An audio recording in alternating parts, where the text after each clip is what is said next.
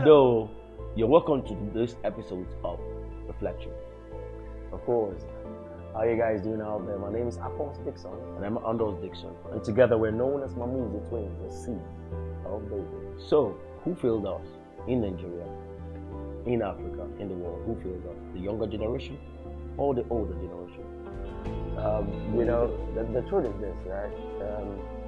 I think I will state it, I will go to them, emphatically, that we have failed by our older generation. Let me tell you something that you need to understand. Yes, when I was growing up, Dad made me understand that the foundation of a house is important.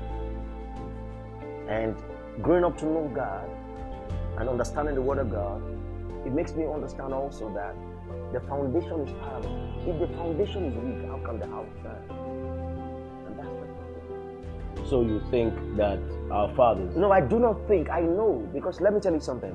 When they came to colonize Nigeria in 1960, part of the agreement they had was wrong because too much power was relegated to the north. Because they felt that the Westerners, which is the Yorubas, were too educated to hold power. Because they understood that this is what people like Awolowo and the rest want to. But British people were so wise that they needed someone that would say yes to them. And so they tilted to the north. And that is why some people in Nigeria feel today that they are entitled to be rulers of Nigeria. So it's the old generation that failed the nation of Africa. It's the older generation. So from 1960 till date, you still believe that the older generation failed us? Okay, let me explain something to you, yeah? Yes. If you're eating peanuts, and you're eating good ones, and you just be smiling and all that, and you put a bad one in your mouth, it spoils the rest. That is what the foundation is. The foundation has been destroyed. So it's difficult for the younger ones to stand on a better solid foundation. Is Awolowo a senator? Who is that? The dead Awolowo. Is he still a senator in 2002? No, no, he's not. He's okay, dead. is Abacha still in power? No, he's dead. So why are we still blaming the older generation for the mistakes that we have continued or bought from them or inherited from them? Okay, let me explain this to you. Yeah? Train up a child in the way of the Lord, and when he grows up, he won't depart. Now, because of the faulty foundation, some of us inherited debts. When I mean debts, I'm talking about negative attitude, faulty character. And so we translated it to our head. And it goes on and on and on. My brother, look at me. Let me just tell you something that will amaze you. Right? We have a house of rep that need to represent the people. That need to make laws that will protect the people. But they represent their pockets. But as I speak to you right now, my brother, as I speak to you right now, we have task forces pursuing people who sell banana and granules on the road to survive, and they are leaving cows on the streets of Lagos and Nigeria. It's madness. You know why? Yeah. Because we fail to change it. We the youths, we fail to change it. How do you? I know of a youth that is in the house of that's in the Senate, right? That all he specializes in doing is buying cars. That's all he does. Buy cars and chase the girls. That's what he does. Yeah. You know why? Yeah. Because that is how myopic he feels on things.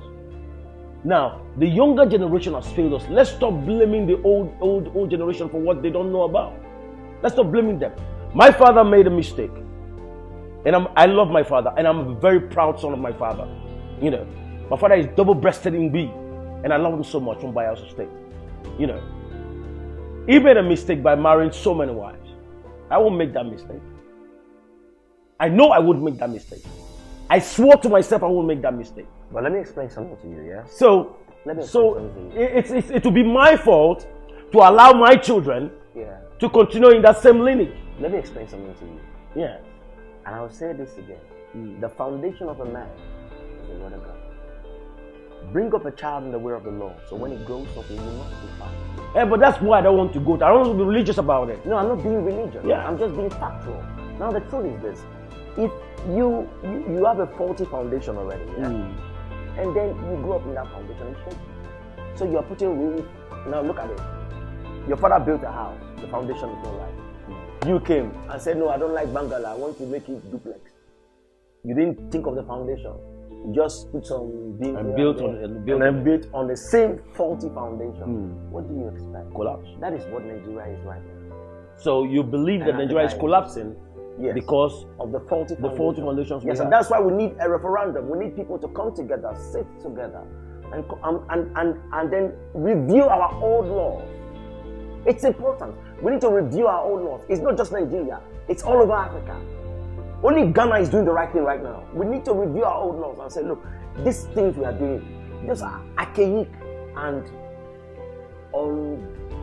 unprecedented laws. Let's bring new laws. Let's bring laws that will favor the common. Do you know that the present day Nigeria is what it is because you and I failed to put it right, to make it right? How do you make it right? Okay. You are a young man of about 35 to 40 years. You know, you are no longer a small boy, and you are being given an opportunity or position to serve your country. The first thing you do is that you want to build upstairs in the village. You want to marry as many wives as you can. You want to buy so many cars. Now, is that the fault of your father or your fault? I think it's the fault of the foundation. You see, when we talk about foundation, right? What we really fail to understand is that you can actually change your foundation. Okay, let me help you. Yeah. A few minutes ago, you said something. You said that a man in the Senate had opportunity, and all he's doing is just buying a little car. Yes, and a little girlfriend. Yeah. But also, I can tell you a man years ago in the same Senate who bought cars and did all sorts of things. And I saw the picture of his car, outdated car in his garage. Exactly. And I smiled. Because you know why? These are things that are perishing. It's just vanity. So, now, the truth is this program is called reflection. We need to reflect on ourselves. On ourselves. And ourselves as individuals. I was telling you earlier on. I said, if you look at the mirror, what do you see? That is the reflection of you. Are you contributing to the growth of your nation, or are you destroying it? But that's the point. Yeah. Do you know some black persons or brown-skinned persons, as they call it nowadays, look at themselves in the mirror and they think that they're white? In fact, I know a guy who was staring at the mirror and I was curious, so I asked him, what did they look at? He said, well, this man knows the long ago. And I was like, it'd be like a white man nose. And I was like, are you okay? You need glasses. Are you not seeing yourself? The problem we have is that we lie to ourselves too. And so we, the younger generation, have killed ourselves. And we're looking for somebody to... Can I ask you a question? Yeah. Which country in Africa has a young president? Which country in Africa? In Africa has a young president. Do you know why? Because the older generation still feels that they cannot hand over power to the younger generation. So it's the fault of the older generation. They coerce us. Imagine the youths that they bring together and give them 5,000 naira and say, vote for me. Even the youths know that these people are old, no bright ideas anymore. Even if you look at the cabinet of people like the